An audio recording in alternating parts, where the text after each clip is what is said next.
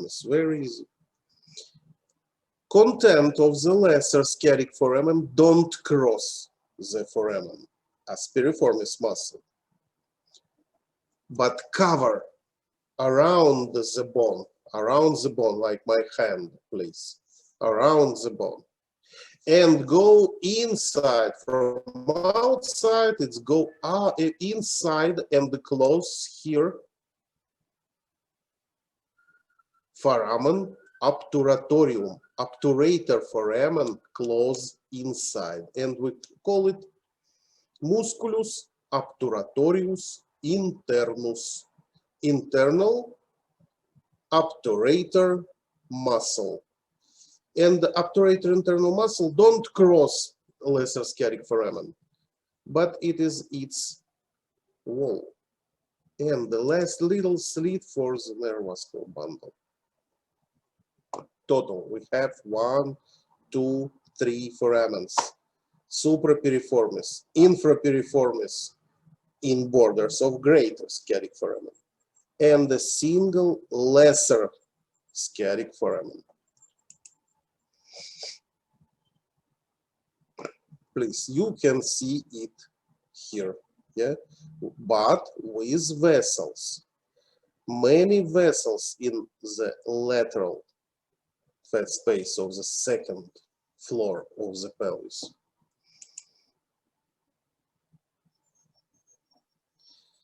Okay, here I don't stop on this picture. Yes, in department of obstetric and gynecology. First lecture about clinical anatomy of the pelvic region. You'll receive information about sizes of the pelvis, about pelvic sizes, very important in obstetric practice mainly. But I think you know it from, for example, normal anatomy, maybe. Let's talk towards, let's say, towards about traumatology. Two different groups of patients, very heavy patients with fractures, with ruptures of the pelvic ring destroyed and interrupted, and without changing of pelvic ring safe.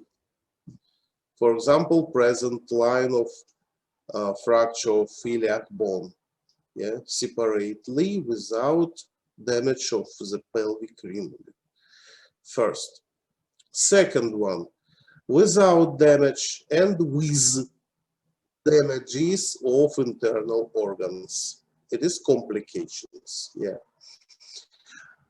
Without displacement of bone fractures and with displacement of bone fractures, or fragments, sorry, fragments.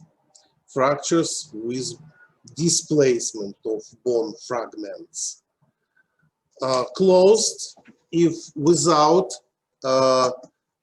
damage of external covering, what is the skin, yeah, and open fractures if we can see through or in wound the bone, open fractures. Yeah, for example, many fractures of the pelvis in place of acetabulum, typical place, because typical picture, because it is a level of bump of car's bumper, yeah, and the typical trauma if a pedestrian crosses the street and car, yes, crash a patient, and it is a typical place, typical level of trauma. And the typical procedure for collection of that fragments. Unfortunately, here we cannot be used typical method for treatment of bones in traumatology. I mean, a compressive destructive method, yeah, with destruction of long bones if under traction, power of traction, the bone move to different sides and fragments will present on one line, and in this position it fixed, and it is good for formation of new bone, yeah, where is the working of osteoblasts for creation of new bone, for regeneration. But here in case with in case with pelvic fractures, it's impossible because no longer, yes, it's will useless structure and many fragments here. Of course, we use here special implants for collection, for intraoperative, with operation, collection of fragments with its fixation. Are here serial pictures, yeah, with fractures, and special intramedular fixation of implants for collection of bones. After fractures and traumas, possible formation of hematomes with possibilities of inflammation inside, and with spreading of pus to different sides. And of course, that previous picture will talk about osteomyelitis. Yes, and the dissemination of process, of purulent process. Here, red line, red membrane, it is peritoneum, and here you can see inferior places with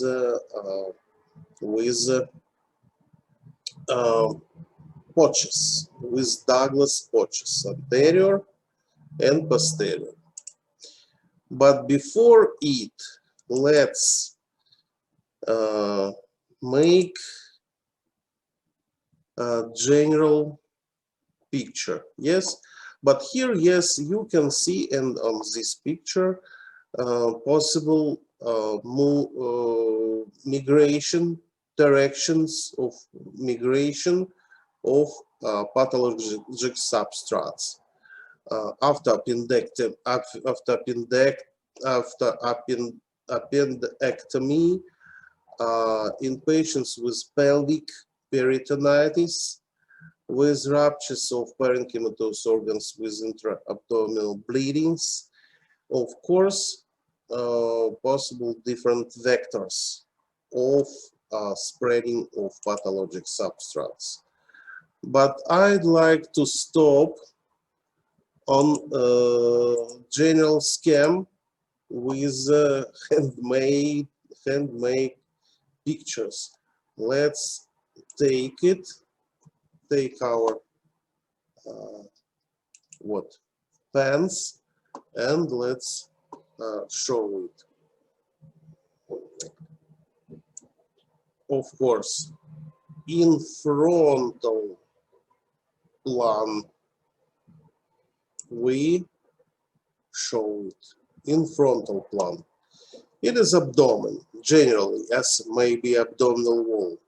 Second marker I take, it is a green marker. It is anterior side with umbilicus, anterior aspect. and the posterior aspect. Green. I take green marker, and the green membrane cover all muscles inside. All muscles inside. I change color to blue, dark blue color, and I repeat, I cover by it our green membrane, please. Umbilicus. What is it? The green membrane. Of course, it is our internal general fascia. And we met before it, but in different spaces in different regions. For example, inside of the thoracic cavity, we call it endothoracic fascia. In the neck, inside of the neck, the same fascia cover organs of the neck, and we call it endocervical fascia. But here, the same prefix, endo, but endo-abdominal fascia. Endo-abdominal fascia. And the blue color line, of course,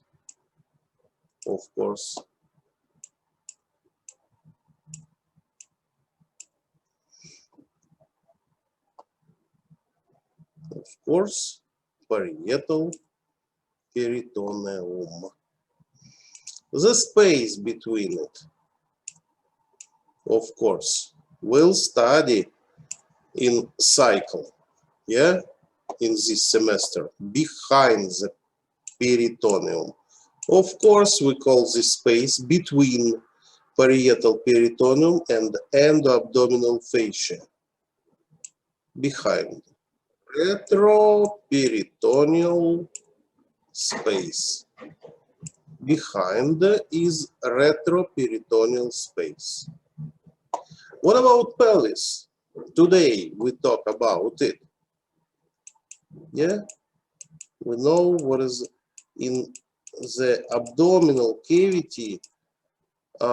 In clinical anatomy, we separate only two parts: supracholic compartment and the infracholic compartment.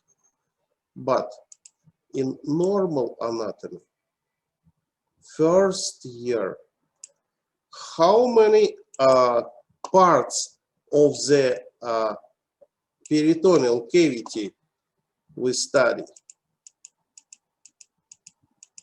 How many? Upper, first one, middle, and lower. 1, 2, 3. Today only 2. But between middle and lower parts or compartments present some border. Here you know what is colon and mesocolon. But here, what is it? It is linea innominata, no name line, or linea terminalis. Linea terminalis of the pelvis. Terminalis. Linea terminalis. Okay. Second, it is parietal peritoneum. And between linea terminalis line, and the parietal peritoneum, we have first our peritoneal floor of the pelvis. First, are peritoneal floor of the pelvis. Next one, of course, our end-abdominal fascia. And second floor we call subperitoneal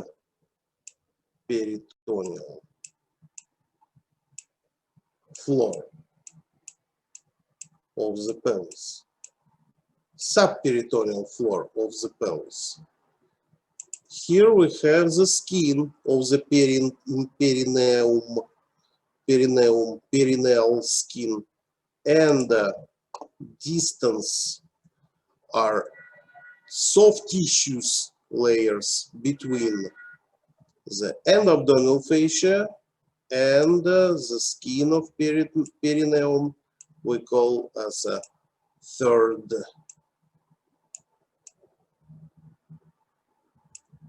are subcutaneal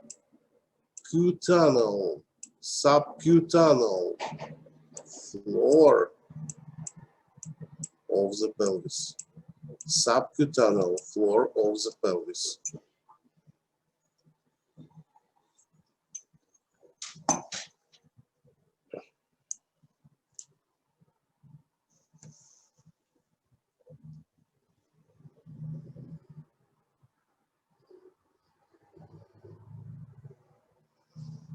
Just one, please.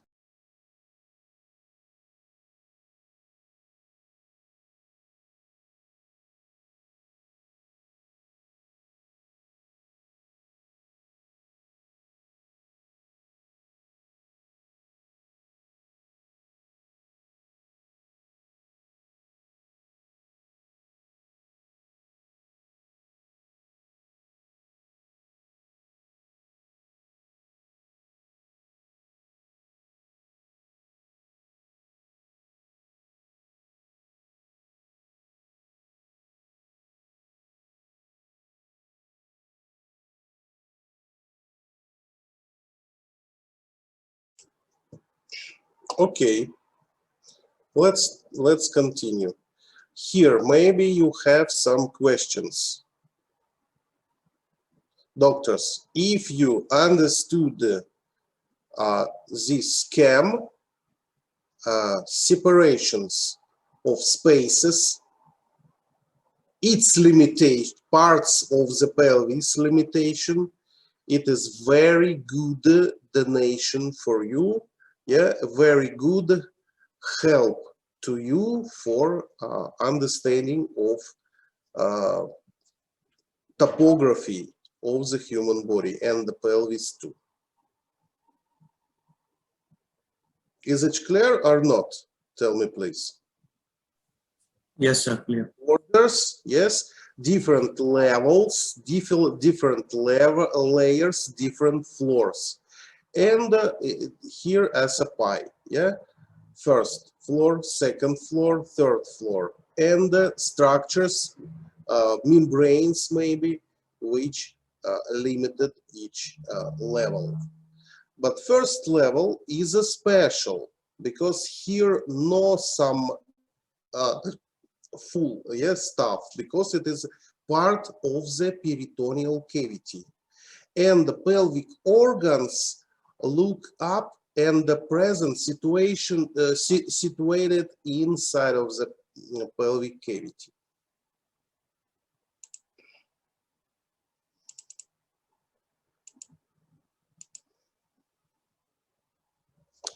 And again, here very important to know about communication, to understand emerging communications of the general peritoneal cavity and the space into pelvis. As we know from my previous explanation, it is peritoneal floor of the pelvic region as a region of the human body. And here, male, female anatomy, we have pouches, Douglas pouches. For example, female anatomy, 2 pouches, and Douglas-Koch has what is anatomical and I don't know what is non-anatomical maybe names. First, anatomical, very easy. Again, aeroplane, connection of two words. Yeah. Excavatio vesico-uterina. Excavatio vesico-uterina. Between, yeah, urinary bladder, vesico, uterus, uterina. Excavatio vesico-uterina. Behind it, deeper, yeah, deeper Douglas-Koch here, posterior Douglas-Koch maybe, between rectum and uterus. Again, excavatio recto uterina, very easy. Between two organs, we know where is it and what is it. No problems. Please, here, this slide are demonstrated abscess in the Douglas-Koch. It is male pelvis, and here we call it excavatio recto vesicalis. Recto vesical Douglas-Koch, yeah, between rectum and urinary bladder. Here, very interesting situation. For example, after appendectomy, collected some microbes and with formation of abscess cavity, which symptoms will, or which additional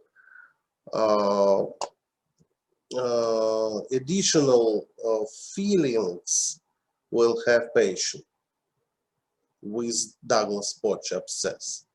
Of course, abscess will compress the urinary bladder, and of course, patient feel difficulties with urination. Generally, we call symptoms with difficulties during urination how dysuria. Dysuria. Good. Dysuria. And compression of urinary bladder reduce its volume, and patient can't collect in the urinary bladder large volume of urine. It's impossible because compression of the bladder reduced its volume. Please, and patient very often should go to toilet for urination many times per day.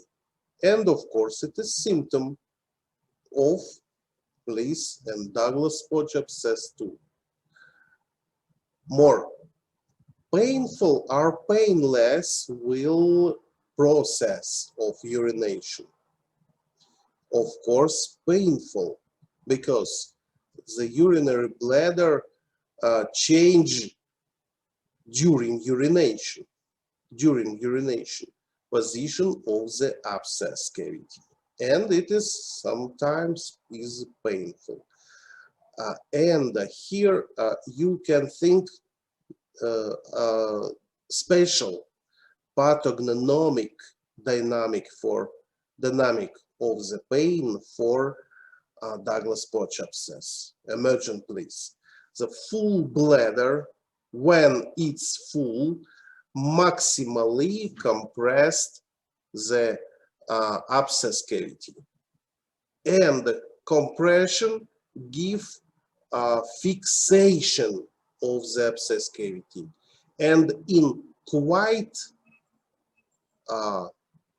no movement situation, of course this situation reduce the pain and patient don't feel it. But in time of start urination, grow pain, because bladder will empty and absolutely empty, and absolutely empty bladder has maximal traction of the abscess cavity. So progressive growing of level of pain during urination. It is good symptom if you ask patient and it confirm this diagnosis, abscess of the Douglas pouch. What about the rectum? Patient feel difficulties, problems from side of the rectum too. What is it? It is false feelings for defecation, yeah, and of course pain during defecation, because what is defecation? It is active peristalsis of the rectum, and of course active peristalsis of the rectum move our abscess and the patient feel pain. Please, how we can confirm it too? With instrumental methods, of course. Location of pus in tissues in patient with abscess of the mammary gland, of the gluteal region, of the Douglas pouch abscess, only with puncture. If you receive by a needle pus, pathologic substrate, some blood, or I don't know what more, it is absolutely positive confirmation of your diagnosis. But in the rectum is darkness, and many doctors can receive mistakes and damages of important structures. Attention, please.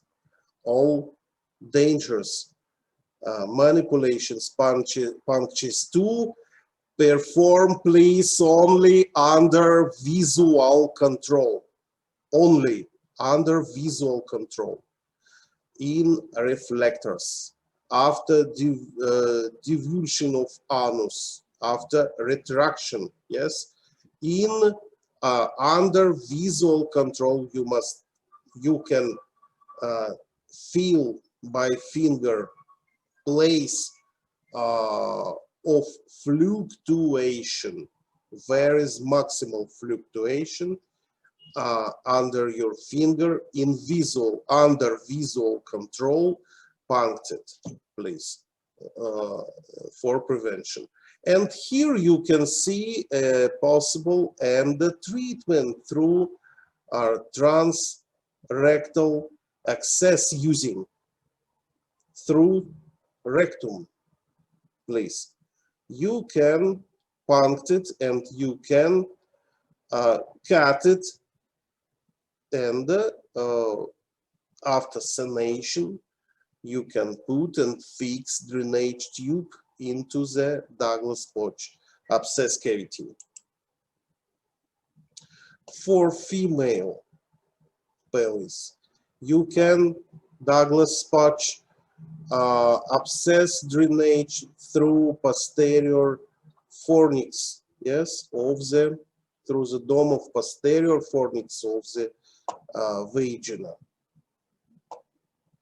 Why not?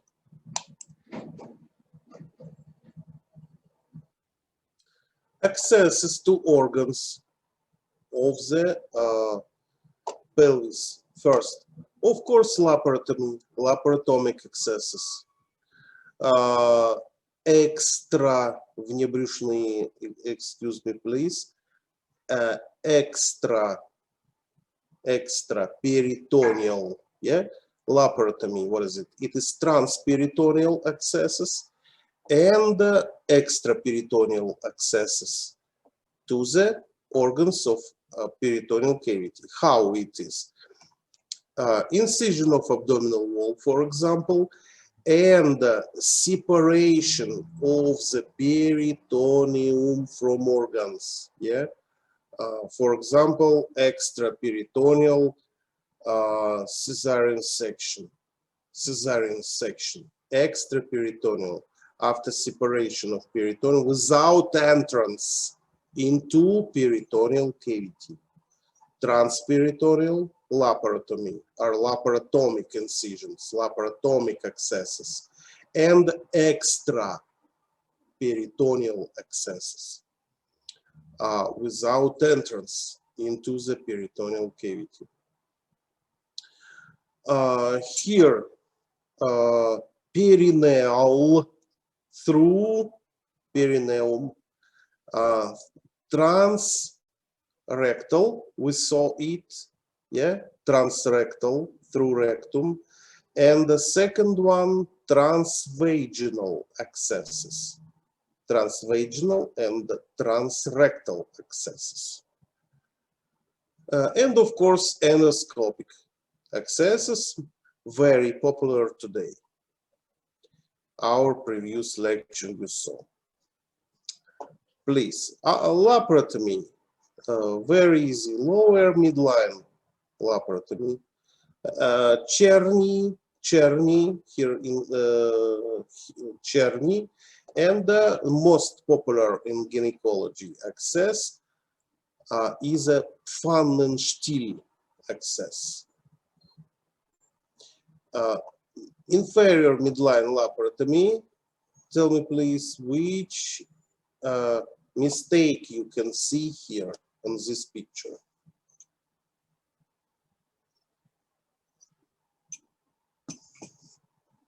Our first class, rules for incisions. Direction of accesses. How?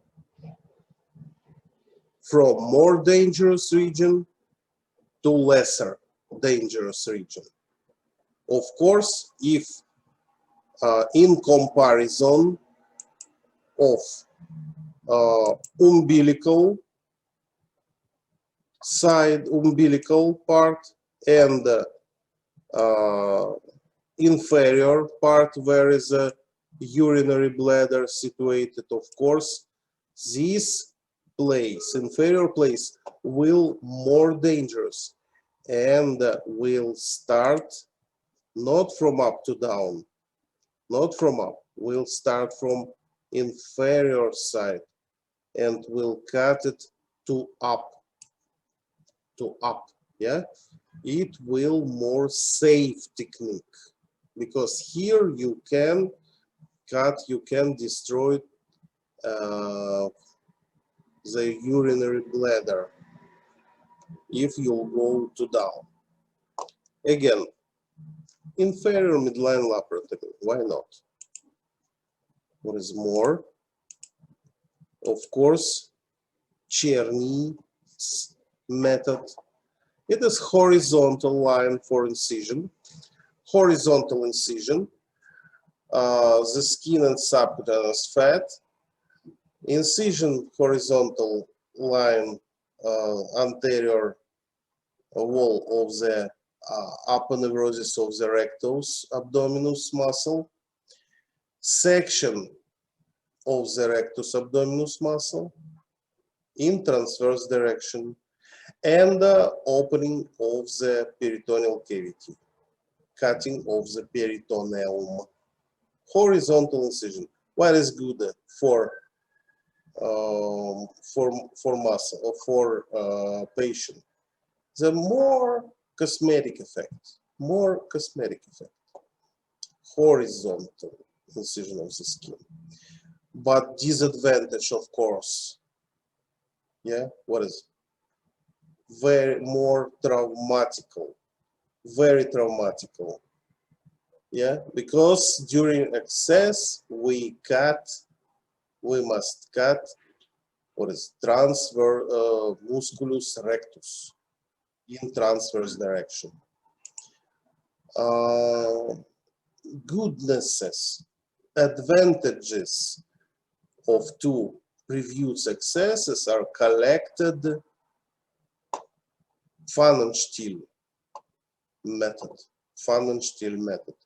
First, horizontal cosmetic incision, and after it we clean muscles, cut its anterior wall of muscular sheaths, and without cutting off muscles, dividing of retraction of muscles insides. Yeah, and laparotomy in vertical direction.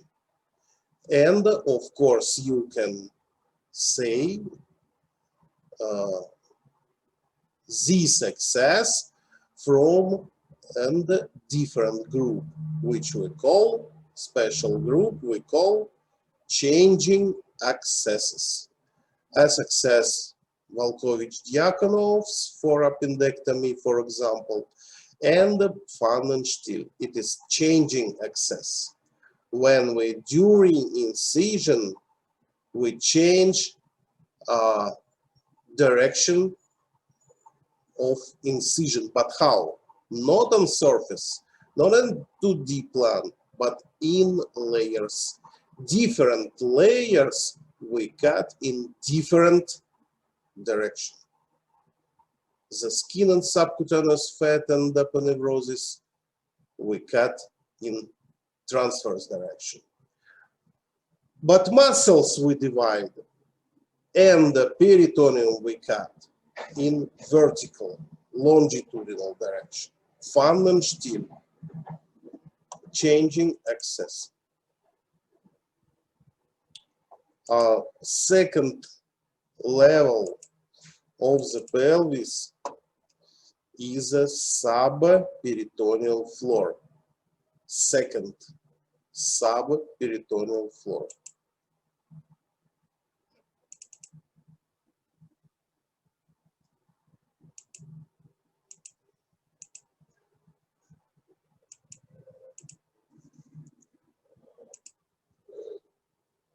And here, our endopelvineal fascia go down and cover full subperitoneal floor inside. Its walls and its floor cover muscles of the pelvic diaphragm, and walls and muscles of pelvic walls too, please. And our endopelvineal fascia, we separate in two parts, parietal and visceral. Very easy. Parietal and visceral. Parietal part of the endopelvineal fascia give to sagittal membranes, which separated full subperitoneal floor. Three separate full subperitoneal floor on three parts. Two lateral spaces, and inside between membranes, we call it mediastinum, like mediastinum of the chest, of the thorax, thoracic mediastinum. Mediastinum we met in the neck, in abdomen too, and please mediastinum in the pelvis, pelvic mediastinum. Noisy out the door on the street. Please, and of course here situated organs. Lateral spaces, of course, fat and neurovascular bundles. In mediastinum, of course, organs, main organs of the pelvis. Urinary bladder anteriorly, yeah, the rectum posteriorly, the uterus and vagina mainly on this level, of course. And between anterior and posterior parts, uh, situated very interesting membrane, very good separator between anterior and posterior parts. We call it aponeurosis de non-Villiers. De non-Villiers aponeurosis. It is a duplicature. What is duplicature? It is a double layer formation. Duplicature. 2 layers it has. It is a formation as a result of growing of vagina or urinary bladder and the rectum and its peritoneal layers which cover it are fixed, connected, and they give general double layer structure, which we call here the non-Villiers, yeah, French names, the non-Villiers, you know, yogurt from Danone, yeah, Denon, but here not Donon, here Denon, Villiers aponeurosis are peritoneo from peritoneum, perineo to the perineum. It passed from peritoneum to perineum through full subperitoneal floor. Very good membrane. Aponeurosis de non-Villiers. Full name: peritoneal perineal aponeurosis de non-Villiers. Why I talk about it? Because it is very important in clinical situation, because it is very good block, very good it stop. I mean, for spreading of infectional purulent processes. For example, what is name of process around the rectum?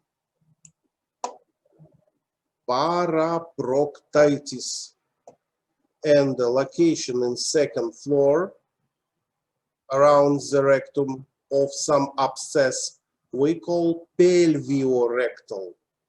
Pelviorectal paraproctitis cannot spread forward and cannot give complication as a parametritis, paravaginitis, or infection around the urinary bladder. Impossible, because the non-Villiers, it is thick membrane which stop its development, stop its way, block its way. And opposite situation, yeah, parametritis can't spread posteriorly and can't give paraproctitis, for example. The non-Villiers aponeurosis. Please, outside external layer of walls of whole organs of the pelvis, for example, the urinary bladder, we call adventitia. Adventitia. If this organ situated not in the serous cavity as a pleural cavity, peritoneal cavity, but situated inside of some fat space, for example, in second floor of the pelvis. We call it adventitia. Adventitia.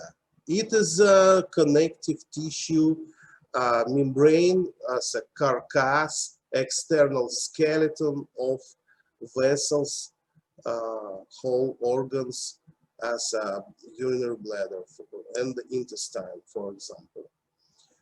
But here we understand it as we look at this subject as at internal or visceral part of the endopelvic fascia.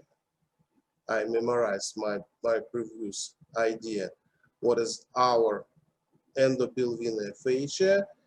Gave two membranes, parietal, which cover walls and give two sagittal membranes, and visceral. But what is the visceral part of the endopelvic fascia?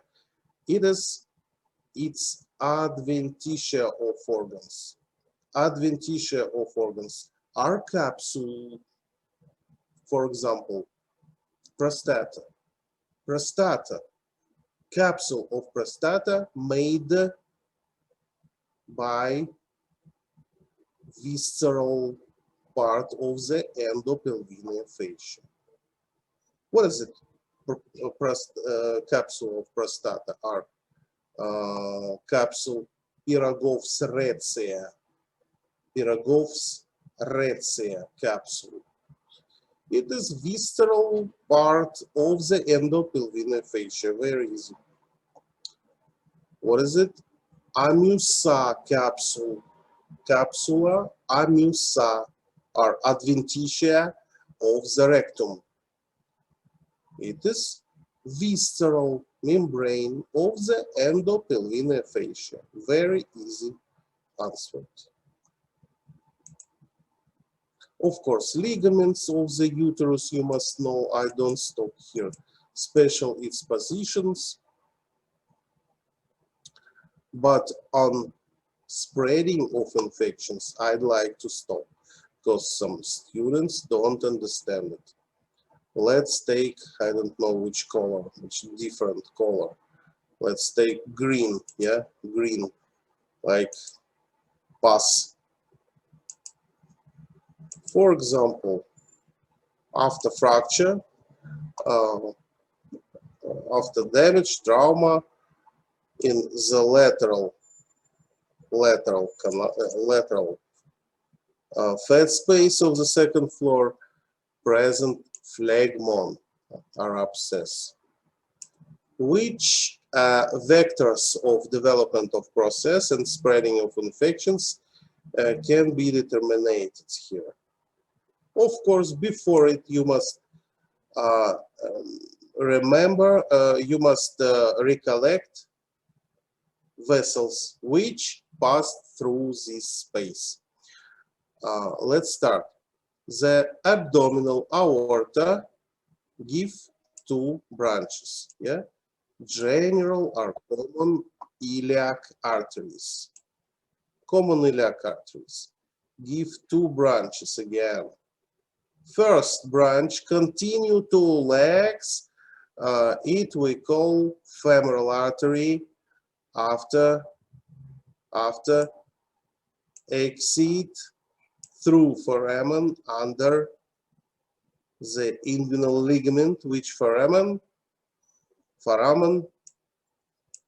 Which foramen? Are not foramen, no, it is not foramen. How we call it? Lacuna, yeah? Through lacuna vasorum, through vascular lacunae. And change the name. And it will external iliac artery. But we have an internal iliac artery. And internal iliac artery has bifurcation too.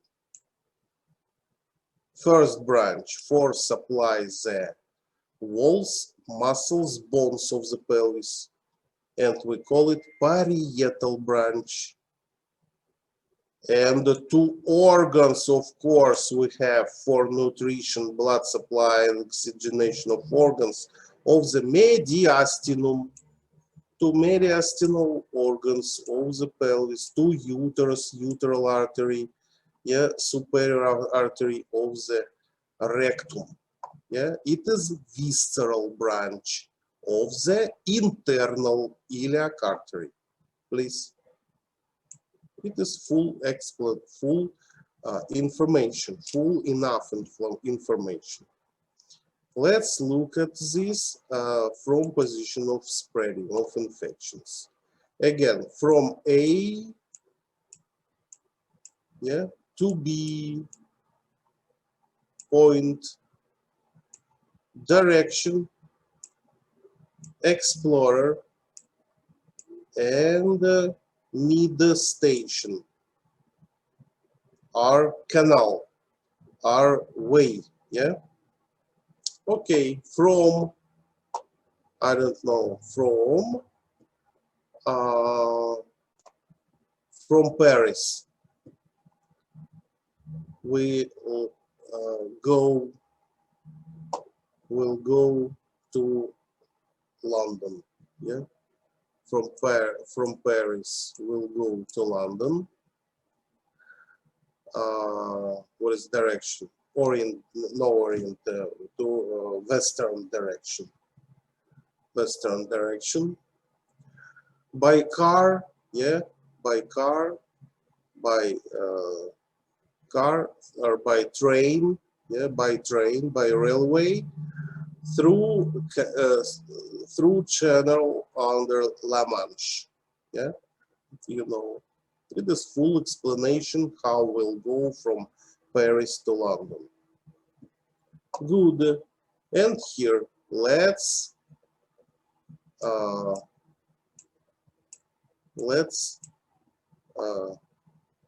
find all four ways. Again, phlegmon of the lateral space of the second floor of the pelvis. Which directions of infection spreading is possible? Very easy. By vessels, along vessels. From lateral space of the second floor of the pelvic region, infection can pass, what is direction? Distally, along, what is explorer, what is railway? The external iliac artery. External iliac artery with femoral artery maybe to the, with B, to the thigh, medial aspect of the femoral region. Medial aspect of the femoral region through vascular lacunae. Please, it is full answered about first way. Second way, opposite direction, why not?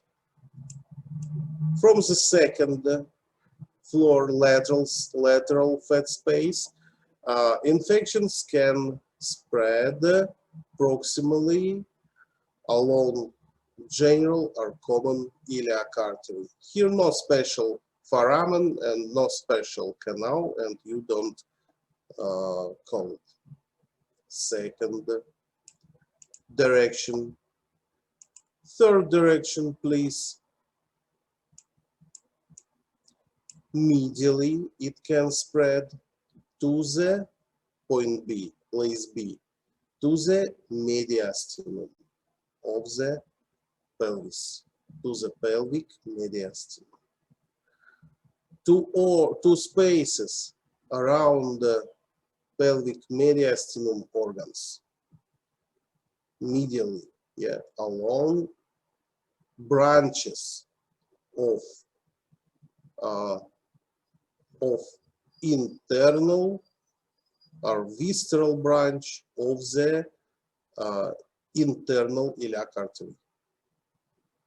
Again, no canal, no space. Please, here it was third direction. Direction number 4. Direction number 4. Infections from the lateral fat spaces of the second floor of the pelvis can spread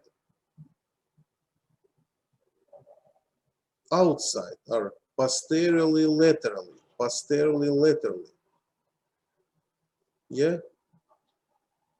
What is posterior lateral? Which aspect posterior? Which space posterior? Our previous slides. Of course, it is what is outside. It will gluteal region. Yeah, to gluteal region. It spread through what? Through what?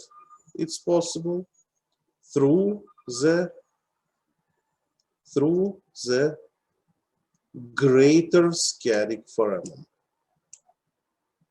because all vessels and nerves spread to the gluteal region from the pelvis, from the lateral fat space to the gluteal region through greater sciatic foramen.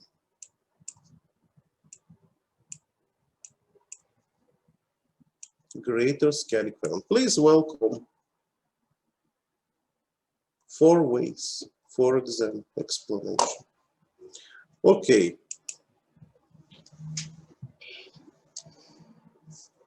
Okay, that was main information about pelvic anatomy, most important and most difficult. Unfortunately, I don't know why for students information about pelvis is difficult. I don't know why. And perineum, final aspect which I'd like to take. It is communications of the ischiorectal fossa.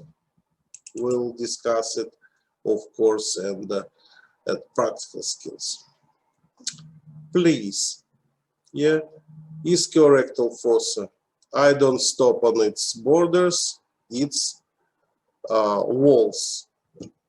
Communication, very important, because here you can see ligamentum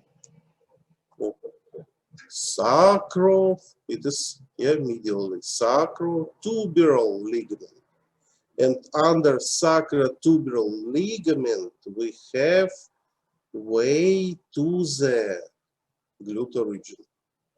What is it, the way? Of course, it is our lesser sciatic foramen. Again, the ischiorectal fossa, for example, ischiorectal paraproctitis. You must know classification of paraproctitis from general surgery, and of course, understanding where is it, yes, with a confirmation at our department, with our discipline. From the ischiorectal fossa, point A, infections can spread to the point B, to the gluteal region. To point B, to the gluteal region. How?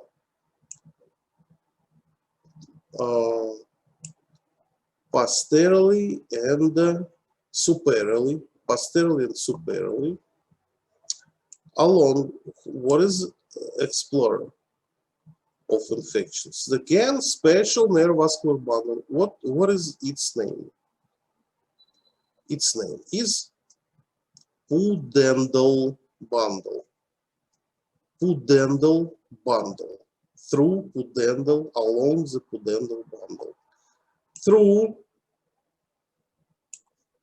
how come pudendal bundle from the gluteal region to the ischiorectal fossa space? Through, what is it, foramen? Lesser sciatic foramen. Very easy. through the lesser scaling forever. Very easy. Questions, please? No questions.